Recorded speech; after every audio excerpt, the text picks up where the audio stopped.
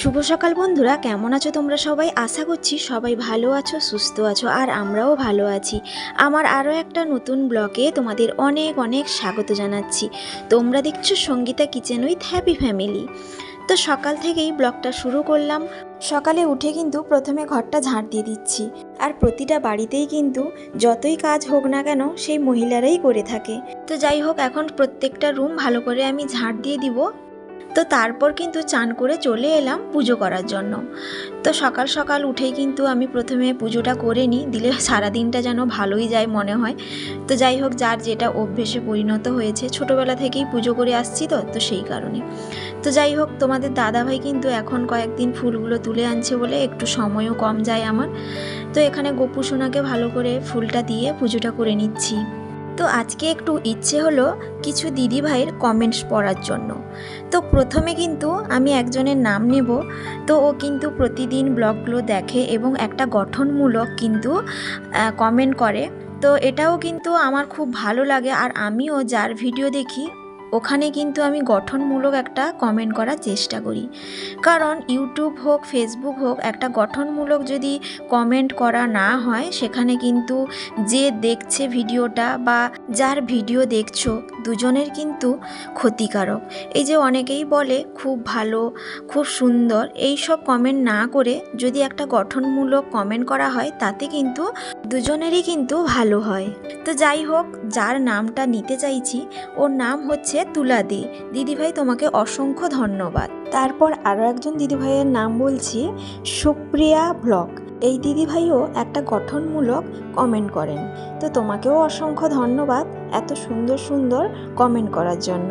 তারপর আরও একজনের নাম নিচ্ছি, শুক্লা চ্যাটার্জি। উনিও কিন্তু আমাকে একটা গঠনমূলক কমেন্ট করার চেষ্টা করেন। তো যাই হোক, তোমাদের তিনজনকে অসংখ্য অসংখ্য ধন্যবাদ। তারপর আরেকজনের নাম নিচ্ছি, ইলাস ব্লগ অফিসিয়াল। ওই দিদিভাই কমেন্ট করেছেন যে খুব সুন্দর লাগলো তোমার ভিডিওটা, আর আজকে কিন্তু তোমার ভিডিওটা প্রথম দেখলাম, প্রথম দেখেই কিন্তু খুব ভালো লাগলো। তোমাকে অসংখ্য অসংখ্য ধন্যবাদ। তারপর হচ্ছে রিনা ব্লগ, খুব সুন্দর লাগলো তোমার ভিডিওটা দেখে, তোমাকেও অসংখ্য ধন্যবাদ। তারপর দীপা চক্রবর্তী, ওই দিদিভাই প্রতিদিনই কমেন্ট করে, খুব সুন্দর লাগলো, খুব ভালো লাগলো, তোমাকেও অসংখ্য ধন্যবাদ দিদিভাই। তারপর হচ্ছে সোমা গাঙ্গুলি, ওই দিদিভাই কমেন্ট করেছে তোমার ভিডিওটা খুব সুন্দর লাগলো, তোমাকেও অসংখ্য ধন্যবাদ। আরও একজন দিদিভাই হচ্ছে ববিতা গোয়াল, ওই দিদিভাইও প্রায় আমাকে কমেন্ট করে থাকে, খুব ভালো লাগলো, খুব সুন্দর লাগলো, তোমাকেও অসংখ্য ধন্যবাদ। তারপর হচ্ছে শর্মিষ্ঠা রয়। তো শর্মিষ্ঠা রয় দিদিভাই প্রথম কমেন্ট করেছেন যে এই প্রথম তোমার ভিডিওটা দেখলাম, তোমার ভিডিওটা দেখে কিন্তু খুব ভালো লাগলো, তোমাকেও অসংখ্য ধন্যবাদ দিদিভাই। তারপর হচ্ছে রাখি বিশ্বাস, তোমাকেও অসংখ্য ধন্যবাদ, ওই দিদিভাই কমেন্ট করেছে খুব সুন্দর লাগলো। তারপর শর্মিষ্ঠা দাস, ওই দিদিভাই কমেন্ট করেছে খুব ভালো লাগলো তোমার ভিডিওটা দেখে, তোমাকেও অসংখ্য ধন্যবাদ। আরও একজন দাদা ভাই মাঝে মধ্যে কমেন্ট করে থাকে, ফ্রি টিউশন ওয়েস্ট বেঙ্গল। তো তোমাকেও অসংখ্য অসংখ্য ধন্যবাদ দাদা ভাই এত সুন্দর সুন্দর কমেন্ট করার জন্য এবং আমাকে কিছু কিছু ভুল ত্রুটি ধরিয়ে দেওয়ার জন্য। ওই যে বাইকে বসলে হেলমেট পরা হয় না, ওইটার জন্য। তো যাই হোক, ওটা পাশাপাশি কোথাও গেলে কিন্তু হেলমেটটা পরা হয় না, তো সেই কারণেই কিন্তু। তো যাই হোক, তোমার কথাটা শোনা হবে। তারপর হচ্ছে মৌ সোনা, খুব সুন্দর লাগলো দিদিভাই তোমার ভিডিওটা দেখে, তোমাকেও অসংখ্য ধন্যবাদ। তারপর হচ্ছে সর্বাণী মণ্ডল, ওই দিদিভাই কমেন্ট করেছে যে নাইস পোস্ট, তো তোমাকে অসংখ্য অসংখ্য ধন্যবাদ দিদিভাই। তো আজকে কিন্তু অনেকের কমেন্টস পড়ে শোনালাম তোমাদেরকে, যাদের কমেন্টসগুলো পড়া হলো না এটা কিন্তু আমি পরে একবার তোমাদেরকে পড়ে শোনাবো। আর এখন একটু চেষ্টা করব না হয় যে প্রতিদিন কমেন্টস পড়ার। তো যাই হোক, তোমাদের সঙ্গে কথা বলতে বলতে ওদিকে আমি পুজো শেষ করে ডিম পাউরুটির টোস্ট করে খেয়েও নিয়েছি, চাও খেয়েছি। তারপর কিছু সবজি তুললাম, সেগুলো রান্না করব। আর গাছে দেখলাম প্রচুর পরিমাণে লঙ্কা হয়েছে, তো সেই জন্য লঙ্কা লঙ্কা কয়েকটা তুলে নিয়ে এসে এখানে রান্না বসিয়েছি। তো আজকে আর মাছ রান্না করব না, তো সেই কারণে আজকে ডিমের ঝোল করছি। আর ডিমের ঝোলটা আমরা না সেদ্ধ করে খেতে পছন্দ করি না, তো সেই জন্য যখনই ডিমের তরকারি হয় আমি কিন্তু ভেজে রান্না করি। তো যাই হোক, এখানে ডিমের ঝোলটা বসিয়ে তারপর কিছু সবজি কেটে নিয়ে এলাম। ওই যে পুঁই ডাঁটা নিয়ে এসেছিলাম, ওইটা দিয়ে একটু চচ্চড়ি রান্না করব। আর পুঁই ডাঁটাগুলো না বেশ নরম নরম হয়েছে, খেতেও বেশ ভালো লাগবে। তো যাই হোক, এখানে ফোড়নটা দিয়ে আমি এখানে সবজিটা দিয়ে দিলাম। আর সব রকম সবজি দিয়েই কিন্তু চচ্চড়িটা করছি। আর সমু না চচ্চড়িটা খেতে ভীষণ পছন্দ করে, তো সেই জন্যও মাঝে মধ্যে করে থাকি। আর ওইদিকে একপাশে ডিমের ঝোল বসিয়েছি। তো ওইদিকে রান্নাটা বসিয়ে এদিকে টুকিটাকি কিছু বাসন বেরিয়েছিল, সেগুলো আমি মেজে পরিষ্কার করে নিচ্ছি। কি বলতো, ওইদিকে কিছু কাজ হতে হতে এদিকেও আমার কিছুটা এগোনো থাকবে, তো একটু কাজে হেল্প হয়ে যাবে। যেহেতু একাকে সব দিকটা সামলাতে হয়, তো সেই জন্য এইভাবে একটু টুকিটাকি কাজগুলো এগিয়ে থাকি। তো বেশ কাজের সুবিধেও হয়, একদিকে কাজ হতে হতে অন্যদিকে আরও একটা কাজ হয়েও গেল আমার। তো এসে যখন দেখি এদিকে চচ্চড়িটা প্রায় হয়েও এসছে, একটুখানি জিরে গুঁড়ো আর একটু কাঁচা সরিষার তেল দিয়েছি, তাতে না সেন্টটা বেশ ভালো লাগে। তো যাই হোক, দুটোই রান্না করেছি, আর কিছু বেশি করিনি। আর এদিকে যখন এসে দেখি তোমাদের দাদাভাই কিছু বাচ্চাদেরকে ডেকে এনেছে, ওই ঘরটার মধ্যে আলমারিগুলো ভালো করে সাজিয়ে রেখে দিচ্ছে। কয়েকদিন ধরে একেবারে কাউকে পাচ্ছিল না বলে তো সব কিছু নিজের মতো করে সাজিয়ে গুছিয়ে রাখতে পারছিল না, তো সেই জন্য গতকালকে ওই পুরনো বাড়ি থেকে আলমারি নিয়ে এসে পেছনের দিকটা একটু রং করে দিয়েছে। আর আজকে বাচ্চাদেরকে নিয়ে কিন্তু আলমারিগুলো ভালো করে সাজিয়ে গুছিয়ে রেখে দিচ্ছে। এরপর না বেশিরভাগ জামা কাপড়গুলো আর বাইরে রাখতে হবে না, এই আলমারির মধ্যে সাজিয়ে রাখতে পারবো।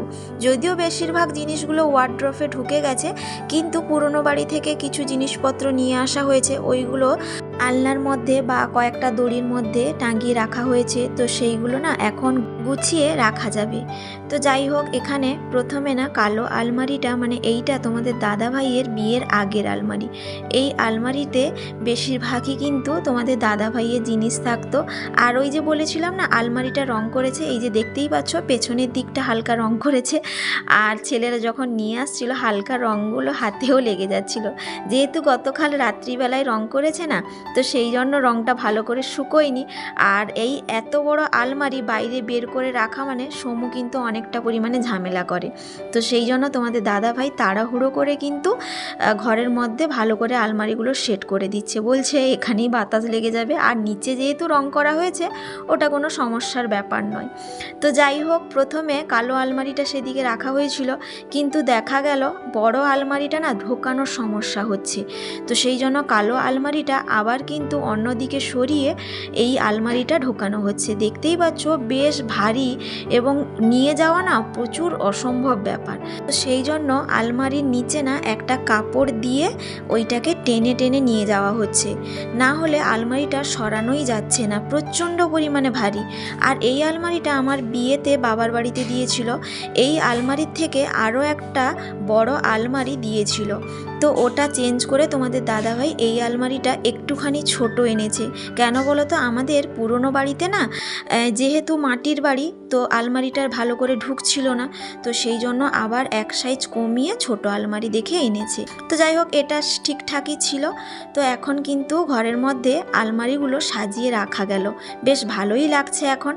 আর কি বলো তো, আলমারির নিচে তোমাদের দাদাভাই না কিছু কাগজ দিয়ে দিচ্ছে, দিলে নিচের দিকটা ওই টাইলসটা না নষ্ট হবে না, তো সেই কারণে তোমাদের দাদাভাই বলল নিচে একটু কাগজ দিয়ে দিই, যখনই রঙটা ভালো করে শুকনো হয়ে যাবে পরের দিকে আমি না হয় সরিয়ে নেব। বা টাইলস না এমনিতে যখন ওই আলমারিগুলো থাকে তখন একটু নষ্ট হয়ে যায়, এই সব জিনিসগুলো লোহার জিনিস, তো সেই কারণে নিচে একটু কালো টাইপের পড়ে যায়। তো যাই হোক, এখন সাজিয়ে গুছিয়ে রেখে দেওয়া হলো, ভীষণ সুন্দর লাগছে। তো তারপর তোমাদের দাদাভাইকে খেতে দিয়েছি। তো খাওয়া দাওয়া শেষ করে তারপর চলে এলাম রান্নাঘরে, গ্যাসটা ভালো করে মুছে নিচ্ছি। আর প্রতিদিন কিন্তু আমার অভ্যেস বাসন হোক গ্যাস হোক ভালো করে পরিষ্কার করে কিন্তু ভালো করে গুছিয়ে রাখার চেষ্টা করি, কারণ এঁঠো বাসন, এঁঠো গ্যাস এগুলো ফেলে রাখা একেবারেই উচিত নয়, ঘরের পক্ষে ক্ষতিকারক। তো সেই কারণে আমি যতই কষ্ট হোক না কেন বা যত রাত্রি হোক না কেন আমি কিন্তু সব কিছু গুছিয়ে রাখার চেষ্টা করি। যাই হোক, এখন সমস্ত কাজ কমপ্লিট করে আমি আবার ডিউটিতেও যাব। তার আগে আবার সমুকে তার বড়মার ঘরে ছেড়ে দিয়ে আসতে হবে। তো যাই হোক বন্ধুরা, আমি তো ডিউটিতে চলে গিয়েছিলাম, এই এলাম, এখন 9:30 মতো বাজে। আর এসে যখন দেখি স্যারেদের একটা আলোচনা সভা বসছে। কি বলো তো, ওই কোচিংয়ের বাচ্চাদেরকে নিয়ে না একটা বেড়াতে যাওয়ার কথা হচ্ছে। কালকে যেহেতু বেড়াতে যাওয়া হবে, তো সেই কারণে কিন্তু স্যারেরা সব কিছু আয়োজন ব্যবস্থা করে নিচ্ছেন। কোথায় কি হবে না হবে, কি নিয়ে যাওয়া হবে, সব কিছুই নিয়ে কিন্তু ওনারা আলোচনা করছেন। তো এরই মধ্যে এসে আমি ফ্রেশ হলাম, আর তোমাদের দাদাভাইকে বললাম যে স্যারেদের জন্য চা করব নাকি। তো তোমাদের দাদাভাই বলল ঠিক আছে, চা যদি করতে চাও করো। যেহেতু ওনারা অনেকক্ষণ থেকে এসছেন, কিছুই দেওয়া হয়নি, যেহেতু আমি বাড়িতে ছিলাম না, তো সেই কারণে বললাম একটু লিকার চা না হয় করে দিই। আর বেশিরভাগ স্যারেরাই কিন্তু লিকার চা খান। এখন সত্যি কথা বলতে কি, প্রত্যেকের কিন্তু এত পরিমাণে গ্যাস অ্যাসিডিটি বেড়েছে, দুধ চা কিন্তু সেরকম কেউ খেতেও চায় না। তো যাই হোক, ওনাদেরকে জিজ্ঞেস করলাম যে কী চা খাবে, সবাই বলল কিন্তু লিকার চা করো। একটু আদা দিয়ে পাতা চা দিয়ে একটু লিকার চা করে দিচ্ছি সবার জন্য। বিস্কিটটা শেষ হয়ে গেছিলো, তো তার জন্য আমি বিস্কিটটা কৌটোর মধ্যে ভরে রাখলাম। তো চাটা হয়ে গেছে, এখন সবার জন্য চাটা নিয়ে নিচ্ছি। তো যাই হোক বন্ধুরা, আজকের মতো ব্লগটা এখানেই শেষ করছি। কেমন লাগলো জানাতে কিন্তু ভুলো না। তো সবাই ভালো থাকবে, সুস্থ থাকবে, আবারও দেখা হবে।